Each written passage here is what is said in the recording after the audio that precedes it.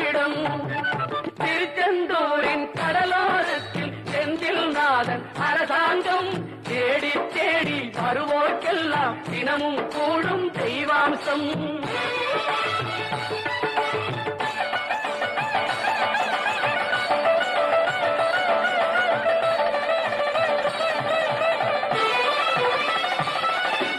கோவிலின் அருகினில் கூடிய கூட்டங்கள் தலையா கடல் அலையா,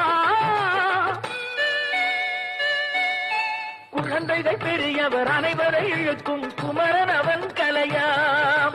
கோவிலின் அருகினில் கூடிய கூட்டங்கள் தலையா கடலையா, குழந்தைகள் பெரியவர் அனைவரை இழுக்கும் குமரன் அவன் கலையா. திருச்செந்தூரின் கடலோரத்தில் செந்தில் நாதன் அரசாங்கம் தேடி தேடி வருவோர்க்கெல்லாம் தினமும் கூடும் தெய்வாம்சம்.